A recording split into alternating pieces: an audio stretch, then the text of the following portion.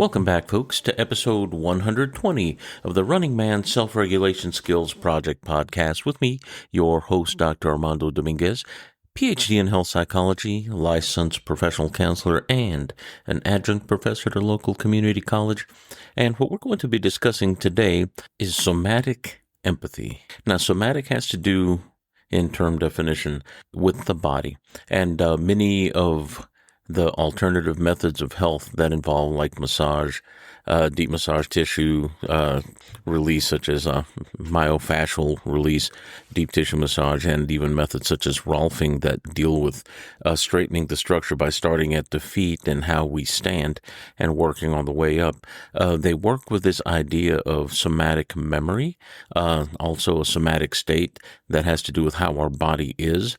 Now, if you want to look at what psychology does, it's very much paralleled in what is done in these bodywork methodologies such as Rolfing and also other ones that involve not only motion of the body, but also how we conceive of ourselves as a result of trauma and that sort of stuff. So the reason I say stuff is because sometimes it's not always traumatic, but it could be experience, could be an assumption, vicariously learned, this sort of thing that shapes how it is that we are. Now, that's kind of a big, hairy introduction. I do it on this topic this way on purpose because it is broad, but at the same time, it is one that is very simply embodied in the body, so to speak, and we can pare it down to some very simple things that are very much involved with not only self-regulation, but how we self-regulate, if we do, and how we do.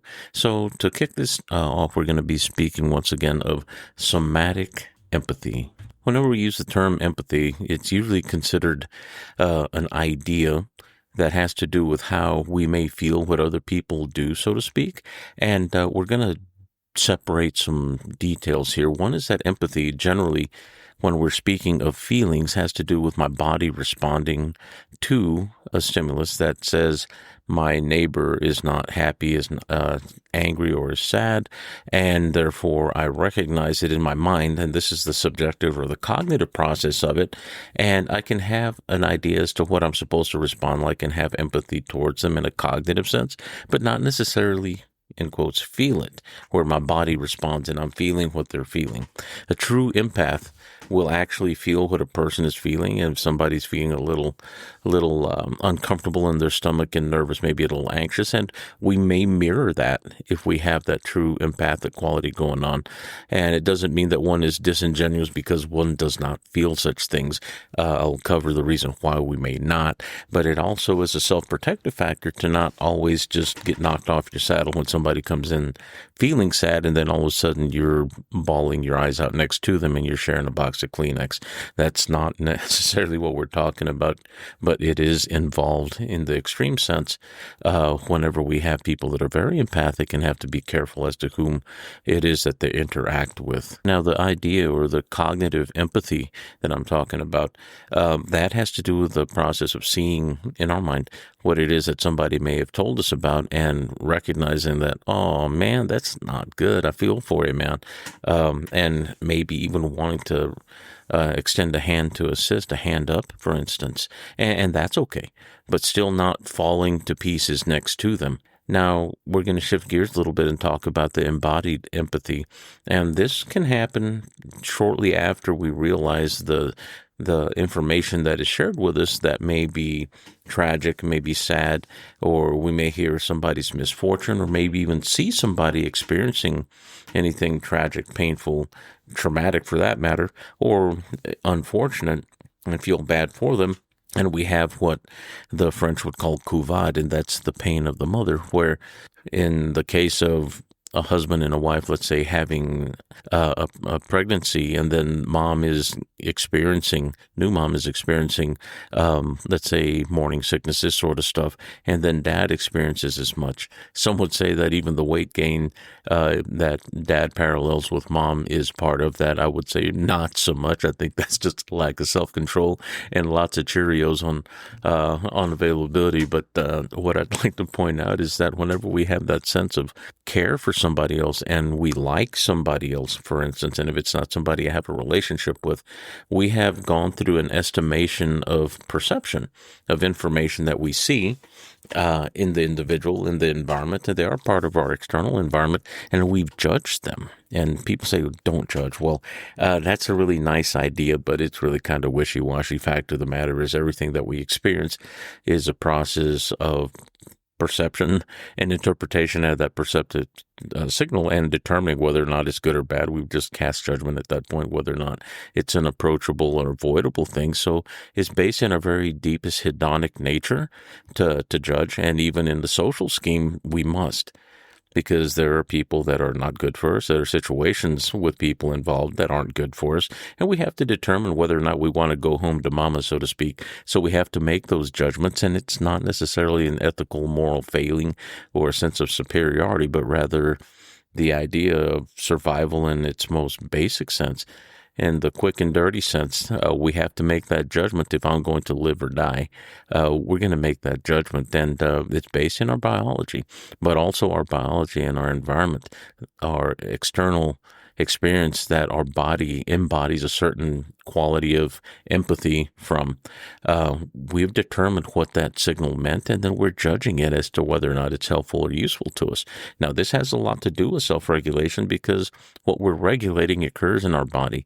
The embodiment of a stress does not occur just in our brain. It's interpreted there. But it's involved in the body where we have a drop of stress hormone, where we have adrenaline flowing throughout of our body, and then we're responding as a result to whatever state we're experiencing. If we have adrenaline in a good experience where we're jumping in the bouncy house at a birthday party and we're going to get cake and ice cream afterwards, whoa, that's a lot of fun. It's kind of a high, so to speak. But whenever we're experiencing a self-defense situation or we're walking into terrain unknown to where there's a lot of unknowable detail, novel isn't always happy. Novel is interesting and novel is new, but it's also an experience that I have no experience with. And the unknown, the unknowable can become a very dark, negative place to be, especially when it's a very sudden onset and I have to interpret signal very quickly. And if it comes on too quickly, close to that subliminal level to where we're at about 150 to 300 milliseconds presentation, I may be able to recognize friend or foe, but it's faster than that, 60 seconds to 160 milliseconds to 100 milliseconds.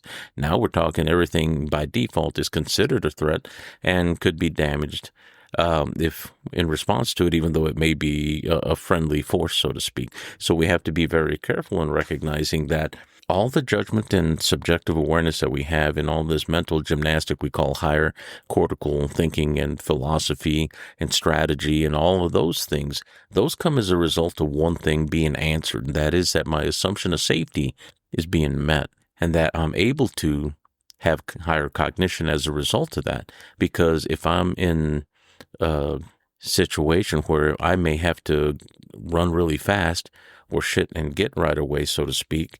Like we say here in Texas, we're looking at a situation that is very volatile, very quick, and it starts to evolve at a speed that we don't have answers for in many cases. And one of the best things we can do is run, but we don't always have that opportunity to run. And sometimes we may have to stand and fight or climb if we must. And if we're overwhelmed, then we may fall prey to the situation where we may freeze. And some of us may even pass out. Some of us may fawn, wherever we're starting to basically negotiate for our safety with the foreign force and say, hey, I'll do anything I need to do to make sure you don't kill me or hurt me or my loved ones, this sort of stuff. And even though some people would interpret that in quotes as cowardice, that is a term that came about within an honor culture. And honor, once again, is an idea. And Musashi, the 15th century swordsman, basically knew that that was a BS idea because he also knew that whenever he was chased from running after being on the losing side of two wars, that he was being chased down because they didn't want the likes of him to add to the gene pool, when in actuality that was the most natural thing, was to run in the face of a larger force and survive and fight another day. It wasn't about honor. He saw that the blood oaths and dying for honor and to save the face and the thoughts of people and what they would think of a family were wrong. It wasn't about true survival. That was about ego.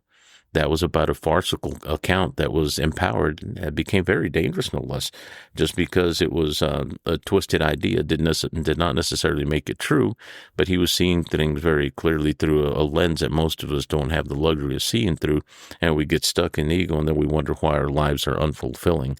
But back to somatic empathy. So what is this that we're talking about? Well, it's a reality that's the foundation that precedes all our best thoughts and philosophies and strategies that we like to think are very high-minded ideals. We can't have those things without the foundation and base that occurs in our body. Our brain is basically housed in this little box of sorts, and it is basically shielded from the world and has nothing other than the information that our body is bringing in. So our body starts to develop this sense of self that is a 3D representation of self, and this isn't an idea of mine, but one of a really great body worker in the UK named Dr. Barbara Ingle, and she wrote a book called The Other Self. And in one of her interviews with another great body worker, martial artist, and Qigong and meditation practitioner, who lives in Bali now, his name is Damo Mitchell. He has quite a few books out there, but he was interviewing her, and she made a very distinct point to the fact that her body and its signals represent this sense of almost like a little avatar of Armando in this case that I put out in my world, in my mental world, and my representation of that, and that this is not the true self, but the idea that I keep of myself. And this is not necessarily egoic, but rather almost like a predecessor to what we start hanging ego on. So this is the little mannequin that I dress out, so to speak, that I push out into my world that I call my social self, so to speak, as we develop from very young to older in our current state, where we consider ourselves not only sophisticated, but smart and likable, dislikable, whatever the situation might be.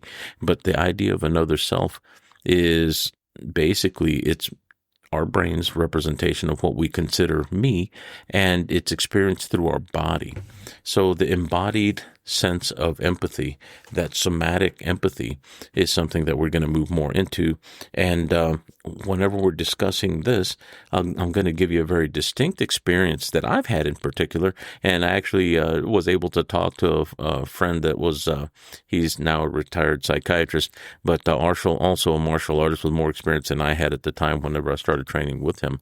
But whenever the movie The Hunted came on with Benicio del Toro, I remember seeing that in the theaters, and it was phenomenal, the sound and the experience, of course, the popcorn. But whenever they were showing the knife fighting scenes between Benicio del Toro and Tommy Lee Jones, they were very up close and personal, and the shots, that the way they did them was over the shoulder, kind of point of view, the POV view that one would experience if you were embodied in the experience, doing the first-person viewer experience. Once again, the idea of you being there, and it triggered physiological responses in my body where my muscles started twitching and my body and spine started moving in ways that were evasive, because not only was it compelling and it looked real like an experience, but it's so parallel to what I experienced whenever I've had people coming at me in training with knives, not unlike what I was seeing on the screen, that my body started responding. And my friend said, I had this experience. It's like, wow, crap, I did too. And we kind of laughed, but at the same time, we realized what it was that was occurring. But this term, somatic memory, has to do with the things that we've experienced in our body, in our lives, whether it be horse riding, whether it be riding a bike, motorcycle, and skiing, skateboarding, and whenever you see somebody doing that, but whenever you see somebody's helmet cam, and you experience that motion, there is a sense of motion sensitivity that we experience, but there's also a sense of embodiment, like I'm experiencing that. It's a very electronically oriented vicarious experience, because we've done this by watching, but now I'm experiencing by watching and observing someone else's experience, not unlike a learned experience, but it's, instead of learning something new, what we're doing is we're experiencing something anew, because we've already done this, and it's like, wow, I'm having this experience based on what I've already done before. And it's a similarity. There's a similitude in what they're doing versus what I've done, and now my body's firing because it's so compelling and real. And let's go back to the very fundamental exercise that I talk about frequently, is the lemon. Which lemon did you experience biting or seeing somebody else bite that you wind up salivating as a result that your body responded not so different? So there is a somatic embodiment of memory that we have that actually is a recollection that brings our body to respond as if it's real, even though I may be seeing something on screen or just remembering it. Now, whenever we're entering into a live situation, a social scheme, wherever maybe I'm going to a business meeting, maybe we're going to a birthday party where there are going to be other people, or I'm going somewhere such as out in public at a grocery store, and there are others there, these somatic, empathic memories that are going on in our body are shifting moment to moment. And much of this calls on experience that is very subconscious, because it's not something that we're bringing up whole situations and all of a sudden using those as a template to determine if somebody meets the need or fits into those little spaces, kind of like we're tracing an outline using a template to, let's say, paint something on a curb or to use a pattern over and over that we want to replicate. It's not like that, but it's very much subconscious, and there's things that come up that will tell me whether or not I should respond or not at a conscious level. And there are things that respond in my body when people have anxiety, panic, and post-traumatic stress reactivity, that they go to public places. And it's not that it's dangerous by default, but not only is it the noise, it's the overwhelming number of signals that are coming up that put one in defense because it's too much. That's beyond the bandwidth of the individual experiencing whatever it is that they're doing at the store, at the marketplace, trying to pick up oranges, this sort of thing, and all of a sudden somebody comes up beyond one's back corner, and the periphery, our subconscious periphery, where our visual is picked up, is picking up movement, and therefore we may not only respond, but we may overreact, get angry and upset, and feel like people are sneaking up on us. Then we leave without our oranges because it feels overwhelming now, when in actuality it was just my overwhelming response that from a somatic experience that caused me to feel really bad in that moment. Now, there's some other things that we really have to look at. We're going into a social scheme. We have to understand that our state, the way I arrive, the way I am, the way I be at the moment that I enter, whether it be a house or the stream of movement at an open air market or grocery store, I, as much as everyone else, have an impact on the immediate situation. It's not just what's happening to me internally, but what's happening as I enter into that stream and impacting their internal responses too, and everyone else's ideas and experiences that they may have had that are largely subconscious, and they're just going through their motion, so to speak, often very automatically because they've done it so often, and they're not thinking about everything. And everything seems to be within the realm of normal and replicable, and all of this is just smooth enough, and most people get along just fine. Now, problems tend to occur whenever things may change or pop up that are extremely novel, really new or unexpected. And it's not always a bad thing, but it can be. If things are too sudden and you're hypersensitive to motion and maybe have had a history of trauma or are afraid of really loud noises, this sort of thing, then that could be uncomfortable. The reality of the situation is that we're always apt to adapt, but the calmer we are and the more that our sense of safety is met, our assumption of safety that nothing's going to happen or things aren't happening at the moment that I feel comfortable, we're probably going to adapt more flexibly and more normatively versus maladapt and get upset, get angry, or have to run out because I feel like I'm unsafe or in some state of danger. Now, the important part about this, as far as self-regulatory skill, is that whenever we enter into a situation where there are other people and we know that it's going to be particularly tense, we don't want to add to the usage of the situational bandwidth by adding more emotional load to the situation or arriving in a way where you're expecting, and it shows on your face and your body language being a little tense, an expectation of tension, resistance, and upset, because we tend to be very reflective of our state of mind by the manner in which we arrive in our body. So we are technically the models of either calm or chaos. And the chaos isn't all your fault, the calm isn't all your fault, but you bring some of what is added to the whole mix that would become calming or chaotic in a situation. So we have to be not only mindful, but self-regulatory beforehand. We have to be a little preemptive and know that if I know I'm going into a stressful situation, people say, just breathe, deep breathe. Well, I always encourage people not to deep breathe, but rather to use the box breath or to use the double sniff technique for immediate methodology that works now with the least amount of time required, especially if you don't have a whole lot of time, to be able to regulate how my stress response might be.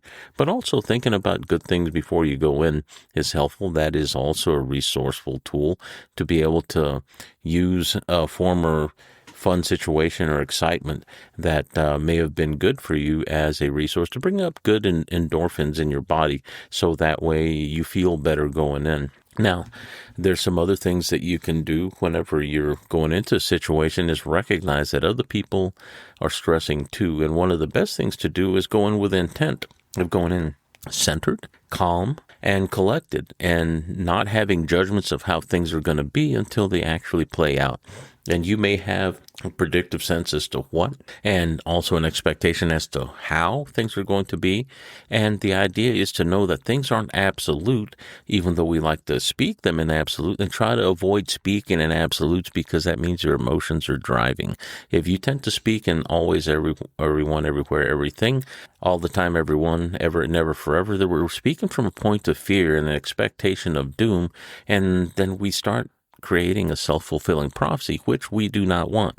Especially we want a positive outcome. So what I'd like to point out is that I teach the full course load at the junior college I work at for the substance abuse counseling program, but teaching right now a course called Pharmacology of Addiction. I'm not going to give the name of the school, but often people think by the name of the course that this has to do with the substances that one uses to get high or to change one's feelings. And what we have to look at is the pharmacology of addiction did not say substance use addiction only, but rather pharmacology of addiction and substance-related disorders as well, meaning that we also have behavioral addiction. We do and have things that are technically what we do with our body versus what we ingest that can change how our feelings are, and sometimes gambling can be that, sometimes sex can be that.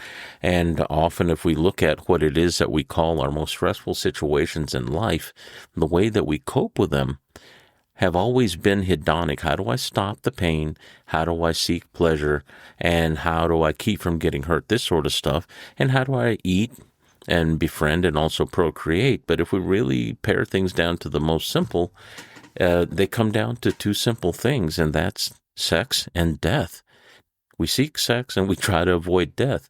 So sometimes not feeding is closer to death. Sometimes not having sex, that's closer to death. But if you have sex and have food, then you're getting closer to being healthy and procreating. So within those two dipoles right there, we're looking at the possibility, the full range of possibility that humans have, and how we're driven from a very deep, visceral reality that is technically our inheritance from our forebears that we've had for millions of years that now belongs to us. And we're applying those things and our reactions within a more modern paradigm, but we still have that old wiring.